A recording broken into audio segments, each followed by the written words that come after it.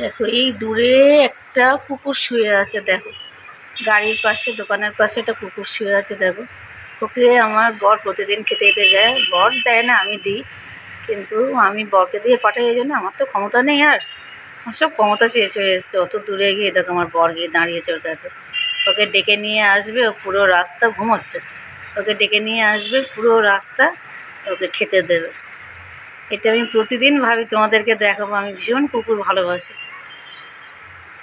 আমার এটা তোমাদের জানা নেই। দেখো অনেকটা দূরে, আমি জুম করে দেখাচ্ছি, অনেকটা দূরে গাড়ি ফাড়ি যাচ্ছে। কুকুরটা কি সুন্দর দেখতে, দেখো কেমন ছুটে ছুটে যাচ্ছে।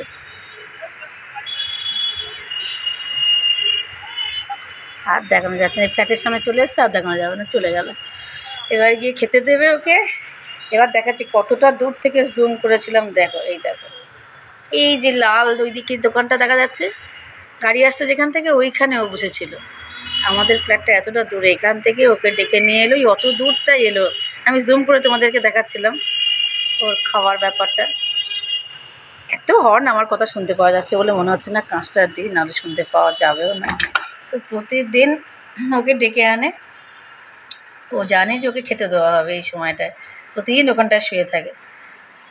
আর পশুদের উপর এত অত্যাচার হয়, যেটা আমার খুব কষ্ট হয়। আমি ভীষণ পশুপ্রেমী, জানো তো।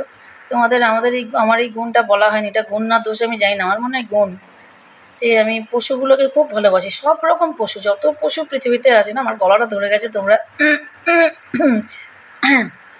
আমার গলা যে শুনতে খুব খারাপ লাগছে আমি জানি, কিন্তু কিছু করার নেই। এই জন্যে যে তোমাদেরকে এটা শেয়ার না করে পারলাম না। আমি ভীষণ পশু পাখি ভালোবাসি। আরও অনেক কুকুরকে আমি প্রতিদিন খেতে দিতাম, জানো তো। আগে মানে আমি নিজে গিয়ে গিয়ে দিতাম। এখন 2-1 বছর আমি আর নিজে পারি না। আমার শরীর এত খারাপ হয়ে গেছে, আমি এতটা ওপর থেকে নেমে খাবার নিয়ে, খাবারটা না বইতে পারি না, অনেকটা ভাত তো, আমি অতটা বয়ে নিয়ে গিয়ে। আর 4টে কুকুর যদি একসাথে এসে যায়, কেন কি যেন আমার নার্ভ ফেল করে, মনে হয় যদি ওরা ঝগড়া করে, কামড়াকামড়ি করে, তাহলে তো আমি কাউকে বাঁচাতে পারবো না। আমার ক্ষমতাটা এত বেশি কমে গেছে যে আমার মনে হয় আমি ওদেরকে বাঁচাতে পারবো না, অশান্তি হয়ে যাবে। সেই জন্য আর সেই ভয়টা পাই বলে আজকাল আর যাই না। তাছাড়া এর আগে আমি প্রচুর কুকুরের সেবা করেছি, জানো তো। আমি এত ভালোবাসি কুকুর যে ভাবা যায় না। মানে একটা কুকুর যদি কোথাও চেঁচিয়ে ওঠে না, কেঁদে ওঠে, আমি তাড়াতাড়ি করে এসে জানলায় দেখি যে চাপা পড়লো না তো। যদি রাস্তায় কোনো কুকুর দাঁড়িয়ে থাকে, আমি শুধু দেখি, বাবা তুই ধারে যা, বাবা তুই ধারে যা। আমি ঘর থেকেই বলতে শুরু করি নিজের অজান্তে, তুই ধারে যা বাবা, এত গাড়ি এখানে চাপা দেবে। আর এই মেন রোডে এত র্যাকলেস গাড়ি চালায়। এখন তোমরা দেখছো খুব আস্তে সবাই চালাচ্ছে, কিন্তু ভীষণ র্যাকলেস গাড়ি চালায় এখানে। তো কখন কোন কুকুরটাকে ধাক্কা দিয়ে দেবে, জীবনটা শেষ হয়ে যাবে, ওদের তো কেউ কিছু করার নেই। তাও এর আগে 2টো কুকুর এরকম খুব অসুস্থ হয়ে পড়েছিল, তো তাদের পেছনে ছুটে ছুটে কত দূর চলে গেছিলো, সেই ওইদিকে কত দূর চলে গেছিলো। তারপরে তাদের পেছনে গিয়ে গিয়ে আমি আর কথা দুজনে মিলে, আমার বড় মেয়ে, একা যেতে ভয় লাগে, ওকে নিয়ে নিয়ে তার গায়ে ওষুধ দিয়ে দিয়ে তাকে সুস্থ করেছি প্রায় 1.5-2 মাস ধরে। এটাই আমার জীবন, আমি ভীষণ ভালোবাসি। নিজে একটু নড়াচড়া করতে পারি না বেশি, তোমরা জানো যারা আমার ব্লগ দেখো, আমি ভীষণ অসুস্থ থাকি, কিন্তু ওদেরকে কিছু দিলে না আমার খুব শান্তি হয়। তো আমার বর এখনও ওকে খেতে দিতে গেছে, ওদিকটা আমি দেখাতে পারবো না, কারণ ওদিকে যাবে না মোবাইলটা আর। তো ওদিকটায় গিয়ে খেতে দেয় ওকে, ও খেলে তারপর আসে, নাহলে অন্য কুকুর এসে ঝগড়া করে।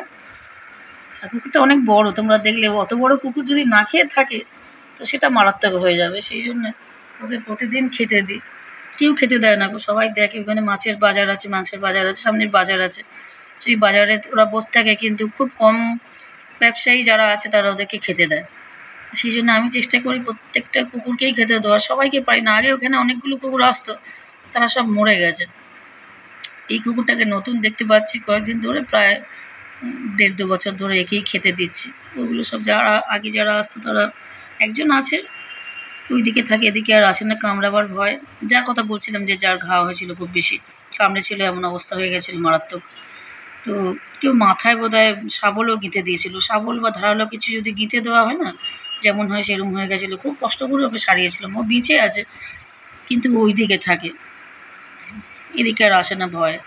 তো যাই হোক, এই কুকুরটাকে প্রতিদিন খেতে দিই। আর তোমাদের সাথে এটা শেয়ার করলাম এই জন্যে, হয়তো খেতে দেওয়াটা দেখাতে পারলাম না, শুধু দেখলে যে এর আগের দিনে আমি একটা তুলেছিলাম, কিন্তু সেটা শর্টসের আকারে তুলেছিলাম বলে তোমাদেরকে দেখাতে পারিনি। আজকে দেখালাম এই জন্য, যে খেতে দেওয়াটা দেখানোর দরকার নেই। আমার মনে হয় যারা পশুপ্রেমী তারা বোঝে যে একটা মানুষ খেতে দিচ্ছে বলছে মানে নিশ্চয়ই খেতে দিচ্ছে, নিশ্চয়ই সেবা করছে, এটা দেখাবার দরকার হয় না যে ও খাচ্ছে সেই জায়গাটা আমি তুলে তোমাদের দেখাবো দেখো খাচ্ছে। আমি তা করবো না, কারণ যারা পশুপ্রেমী আমার মতো তারা জানে যে আমি সত্যি কথা বলছি। তো প্রতিদিন ওদেরকে এইভাবে খেতে দিয়ে না মনে একটা আনন্দ হয়, জানো, খুব আনন্দ হয়, আমি মানসিক শান্তি পাই। মানে ওদেরকে যেদিনকে আমি খেতে দিতে পারি না, আমি নিজে না ভালো করে শান্তিতে খেতে পারি না। যত ভালো মন্দ খাবারই হোক না কেন, আমার শান্তি থাকে না সেই খাবারটা। না কুকুরটাকে খেতে দেওয়া হলো না আজকে, তাহলে যখন বাইরে যাই, বাড়িতে থাকি না, তখন কুকুরকে খেতে দিতে পারি না। এই কুকুরগুলো না খেয়ে থাকে, বিশ্বাস করবে না তো তোমরা, আমি কী করি, আমি দুধ কিনি, জানো তো, দুধের প্যাকেট কিনি, কিনে কাঁচা দুধ 2-3টে বাটিতে বাটিতে করে ঢেলে দিয়ে যাই।